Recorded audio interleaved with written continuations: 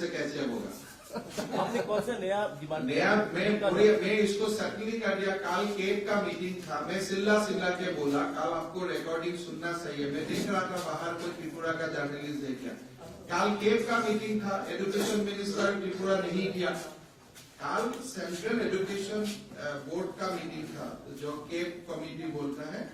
यही कमेटी है जहां में सारा एजुकेशन मिनिस्टर एक साथ होता है। मीटिंग में मैं सिल्ला के बोला कि त्रिपुरा का 10,323 लोगों का प्रॉब्लम सॉल्व होना चाहिए। प्रकाश जी भारी मीटिंग में बोला, हिमंत जी मैं सॉल्व करूंगा। तो त्रिपुरा का एजुकेशन मिनिस्टर कल इतना बड़ा मीटिंग में नहीं गया। हम लोग दोनों फाइट करता था, जल्दी हो जाता था। हमने तो बाहर नॉर्थ ईस्ट का सारा मिनिस्टर को इकट्ठा किया कि देखो त्रिपुरा का मुद्दा उठाऊंगा, आप लोग सब हमारा साथ देना। फिर हमने देखा त्रिपुरा का एजुकेशन मिनिस्टर नहीं है। तो ये जो एमपी लोग जो आपने बात किया है, वो लोग क्या बात किया पता नहीं। हम तो बहुत सिंपल बात किया। देखो ये लोग इतना दिन नौकरी किया, अभी कहाँ जाएगा? आप इस रास्ता में वो लोग को छोड़ देगा तो कुछ निकालिए। देखा आप आज 1-1.5 साल नौकरी किया, नौकरी का नाम में आपका शादी हो गया, किसी ने पिताजी हो गया, किसी का बेटा हो गया, किसी ने अपना घर से दूसरा जगह में आके घर ले लिया। तो अभी कैसे चलेगा? ये लोग तो विक्टिम है ना। सीपीएम का जो कैडर को प्लीज करने का जो राजनीति है, इसमें ये लोग तो विक्टिम बन गया। तो इसलिए अमित शाह जी ने बोल के किया कि ये कैडर का प्लीज करने वाला राजनीति खत्म होना चाहिए। ये बेचारा लोग तो विक्टिम बन गया।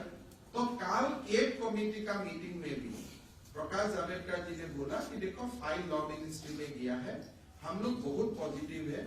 अगर त्रिपुरा का निर्वाचन का समय में मुझको आने का मौका मिलता है तो त्रिपुरा में भी मैं जाके बोलूंगा कि हम लोग ये बच्चा लोगों को बेघर होने नहीं दूंगा, कुछ ना कुछ रास्ता हम लोग निकालेगा। और मैं आपको एकदम गारंटी का, आसाम में भी हम जैसा बोला ऐसा कर रहा हूँ। किसी को हम लोग बिट्रे नहीं किया। कानूनन विद इन द लॉ हम लोग रास्ता निकालेगा ये लोग को मदद करने के लिए। अगर जरूरत हुआ कोई एक का अमेंडमेंट चाहिए, एक का भी अमेंडमेंट करेगा, लेकिन ये वन टाइम होगा, आगे और किससे नहीं होगा।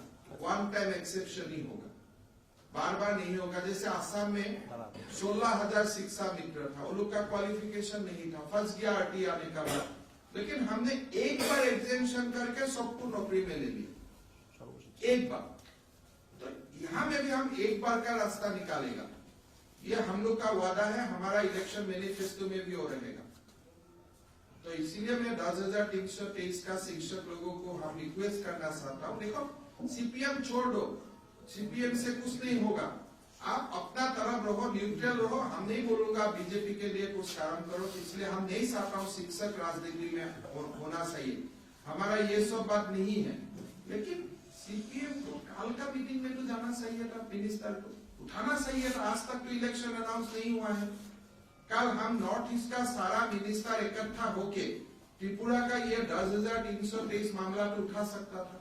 आप लोग उनको क्वेश्चन कीजिए, कल क्यों मीटिंग में वो नहीं गया? त्रिपुरा में जो सर्व शिक्षा का टीचर का हालत है, और वो स्टेट गवर्नमेंट बजट में उनका बजट प्रोविजन नहीं हुआ है, आरएमएसए का नहीं हुआ है। तो हम लोग तो असम में सर्व शिक्षा अभियान और स्टेट गवर्नमेंट का टीचर को दोनों को इकट्ठा 7 पे कमीशन दे रहा हूँ।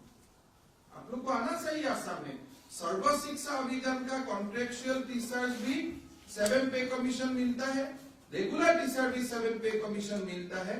और मैं आने का बाद 35,000 एसएसए टीचर को ऑलरेडी रेगुलराइज कर लिया गवर्नमेंट ने। तो ये काम त्रिपुरा में भी करेगा। अगर एक बीजेपी सरकार आसाम में किया है तो सेम बीजेपी सरकार त्रिपुरा में भी करेगा। सेंट्रल गवर्नमेंट में एक नोटिस किया हुआ है।